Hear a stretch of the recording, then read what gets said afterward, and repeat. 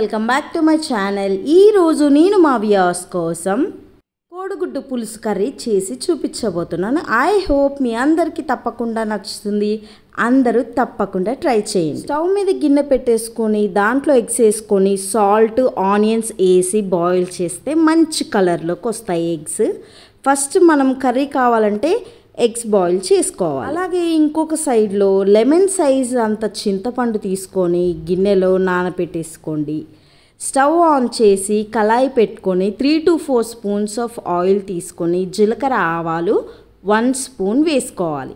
అవి కాస్త చిట్పట అన్న తర్వాత ఒక 3 చిల్లీస్ కట్ చేసుకున్నవి దాంట్లో వేసుకోవాలి.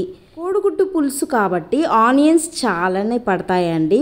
ఒక 4 to 5 ఆనియన్స్ చక్కగా క్లీన్ చేసుకొని సన్నగా చాప్ చేసుకున్నవి వేసుకోవాలి. ఈ వేసిన ఆనియన్స్ చక్కగా ఏగేలా తిప్పుకోవాలి.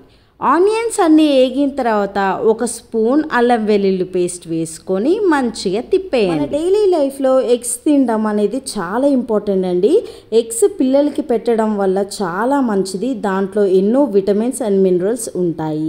పిల్లల బ్రెయిన్ డెవలప్మెంట్కి చాలా వరకు ఉపయోగపడతాయి. మనం వేసిన ఆనియన్స్ చక్కగా వేగాయి. దాంట్లో 1 స్పూన్ పసుపు, నాకైతే కరివేపాకు వేసుకోవడం ఇష్టం అండి. ఫ్రెష్గా కోసిన కరివేపాకు వేసుకున్నాను.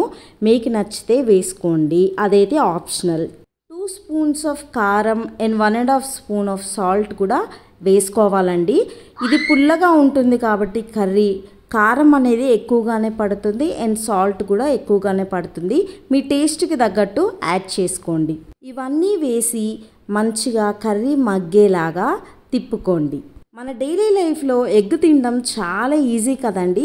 ఇవాళ రేపు ఆమ్లెట్ వేసుకోవడం రాని వాళ్ళంటూ లేనే లేరు. ఎగ్ అనేది తినడం పిల్లలకే కాదండి, పెద్దవాళ్ళకు కూడా చాలా మంచిది. అండ్ దాంట్లో గుడ్ కొలెస్ట్రాల్ ఉంటుంది, బ్యాడ్ కొలెస్ట్రాల్ ఏమీ ఉండదండి. ఆనియన్స్ అన్నీ చక్కగా వేగాయి కాబట్టి ఇప్పుడు చింతపండు పులుసు పోసుకోవాలి. పక్కన పెట్టుకున్న ఎగ్స్ కూడా చక్కగా బాయిల్ అయిపోయాయండి. ఇప్పుడు వాటి తొక్క తీసుకొని అవి పక్కకు పెట్టుకొని మనం ఈ పులుసులో యాడ్ చేసుకుందాం. తొక్కంతా తీసేసిన తర్వాత ఒక ఫోక్ స్పూన్ తీసుకొని చక్కగా వాటికి హోల్స్ అనేవి పెట్టేశానండి. పులుసు మంచిగా గుమగుమలాడుతూ మరిగిపోతుందండి. ఈ మరుగుతున్న పులుసులో మనం బాయిల్ చేసి పెట్టుకున్న ఎగ్స్ వేసేయాలి. పులుసు కంప్లీట్ అయిపోయే టైంకి ఎగ్స్ టెక్స్చర్ కలర్ ఎంత బాగుంటుందంటే సూపర్ టేస్టీగా కూడా ఉంటాయండి తినడానికి. నాకైతే బాయిల్ చేసినవి మరీ పులుసులో బాయిల్ చేసిన ఎగ్స్ అంటే చాలా ఇష్టం. ఇలా మరుగుతున్న పులుసులో 1 స్పూన్ గరం మసాలా వేసుకోవాలి. మంచిగా పులుసు అంతా మరిగి దగ్గర పడితే మన కర్రీ అయిపోయినట్టేనండి. పులుసు చిక్కబడిందండి. కోడిగుడ్డు పులుసు అయిపోయినట్టే. పులుసులో వేసిన ఎగ్ కలర్ అనేది ఎలా చేంజ్ అయిందో చూసారు. లుటుక్కును తీసుకొని గుటుక్కును వేసుకోవాలనిపిస్తుందా? మీరు కూడా తప్పకుండా ఈ స్టైల్లో చేసి చూడండి. మీకు ఎలా కుదిరిందో నాకు కామెంట్లో చెప్పండి. ఫస్ట్ టైం నా వీడియోని చూస్తున్న వాళ్ళు ప్లీజ్ నా ఛానల్కి సబ్స్క్రైబ్ చేసుకోండి అండ్ ఈ వీడియోకి లైక్ కొట్టడం మర్చిపోవద్దు. ఈరోజు నేను చెప్పే చిట్కా ఏంటంటే, ఇవాళ రేపు అందరికీ మైగ్రేన్ హెడేక్ వస్తుంది కదండి.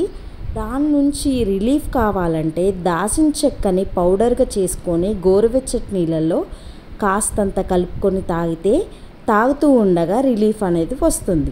కోడిగుడ్డు పులుసు కర్రీ అయితే అయిపోయిందండి. ఫెంటాస్టిక్గా పర్ఫెక్ట్గా కుదిరింది. మీరు కూడా తప్పకుండా ట్రై చేయండి. మరో వీడియోతో మళ్ళీ మీ ముందుకు వస్తాను. Until then bye, take care.